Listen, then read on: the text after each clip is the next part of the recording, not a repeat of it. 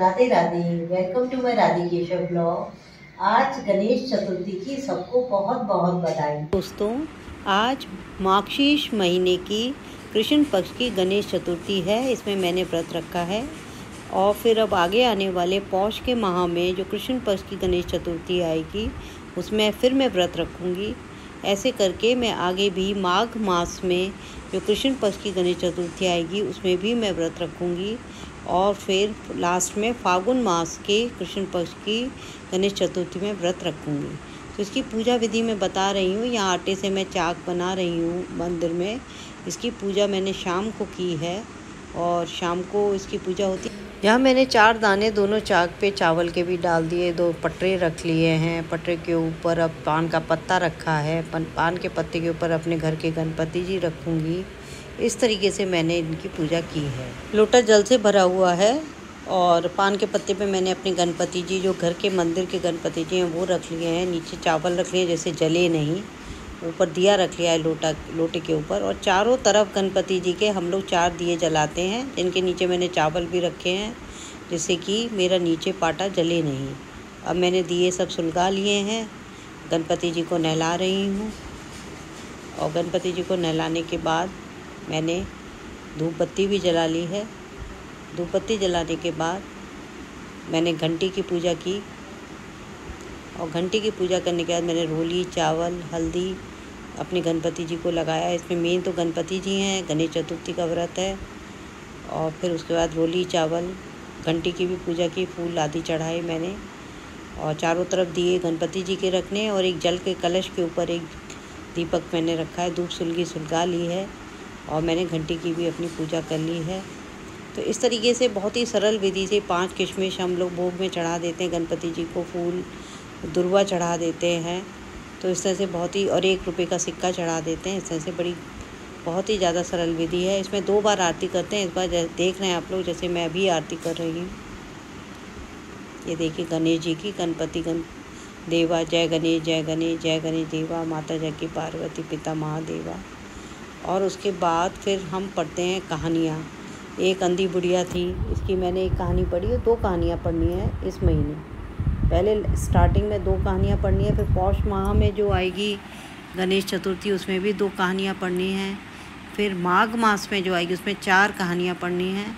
फिर लास्ट में जो फागुन मास में गणेश चतुर्थी आएगी उसमें भी 4 कहानियाँ हमें पढ़नी हैं। तो इस तरीके से अभी मैं डायरी में मैंने कहानियाँ लिखी हुई हैं तो उनको मैं पढ़ती जा रही हूँ।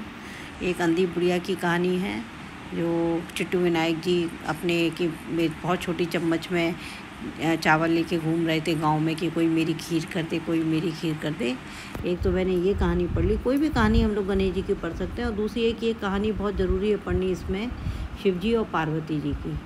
तो वो भी कहानी मैंने डायरी में लिखी थी, वो मैंने पढ़ ली। फिर बाद में हवन, छोटा सा सूक्ष्म रूप से हवन भी कर लिया, कंडा जला लिया था। घी और चीनी मिला के मैंने 11 आहुतियाँ दे दी थी। ओम गणपतये नमः स्वाहा, ओम गणपतये नमः स्वाहा करके, या ओम श्री गणेशाय नमः स्वाहा, इसकी भी हमने दे सकते हैं। तो इसकी भी मैंने आहुति अपनी यहाँ पे दे दी। छोटा सा मिट्टी का बर्तन है, इसी में मैंने अपना थोड़ा सा हवन कर लिया।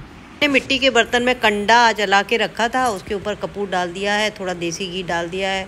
फिर चीनी और देसी घी से मिला के 5 या 11 आहुति ओम श्री गणेशाय नमः या ओम गणपतये नमः इसकी दे के हवन हो जाएगा मेरा सूक्ष्म रूप से। तो इसमें आप देख रहे हैं कि बहुत ही मानता है इस वाले गणपति जी के व्रत की, गणेश संकष्टी की। वैसे तो लोग पूरे साल करते हैं, लेकिन हम लोग 4 महीने कर लेते हैं। ये मेन है, अगहन का महीना, मार्गशीर्ष का, फिर पौष का, फिर माघ का और उसके बाद आएगा फागुन का महीना। इन 4 महीने में हम लोग करते हैं। और हमारे घर में हर परिवार में मेरी मामी, मौसी सब करते हैं। तो हमने देखा है ये बहुत ही ज़्यादा मतलब मनोकामना पूरी करने का भी है व्रत। बच्चों के स्वास्थ्य अच्छा रहता है, बच्चों के लिए बहुत अच्छा रहता है ये व्रत। तो इस तरीके से ये व्रत बहुत ही फलदायी है। फिर सेकंड टाइम फिर से आरती होगी इसमें, अंत में फिर आरती होती है। 2 बार आरती करनी है। यही प्रोसेस है इसमें, स्टेप बाय स्टेप।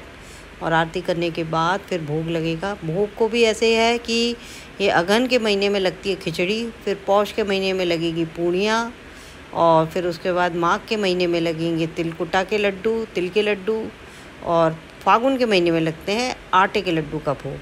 तो बस जो भी भोग लगता है उसके 5 हम लोग हिस्से कर लेते हैं। एक हिस्सा चला जाता है गाय को और 4 हिस्से हम लोग खा लेते हैं। पूरे दिन मैंने कुछ नहीं खाया, कुछ भी, चाय तक नहीं लेते हैं इसमें। पानी पीनी है तो पी लो। लास्ट में देखिए दुर्वा से मैं दूध से गणपति जी को नहला रही हूँ। आरती करने के बाद ओम गण गणपतये नमः, ओम गण गणपतये नमः। दुर्वा मैंने कच्चे दूध में भिगो ली है और इस तरीके से हमें छींटे देने हैं गणपति जी पे। और उसके बाद मैं भोग लगाऊंगी खिचड़ी का, क्योंकि यह पहला है मार्गशीर्ष का महीना, इसलिए खिचड़ी का भोग। थोड़ा सा हिस्सा उसमें से मैंने गाय के लिए निकाल दिया है जो कल चला जाएगा। अब ये देखिए, और बाकी का मैंने खा लिया है। ये मैं दिया रख रही हूँ अपनी बालकनी में तुलसी जी के पास, और फिर अपने आंवले के पेड़ के पास, बेल के पेड़ के पास सब।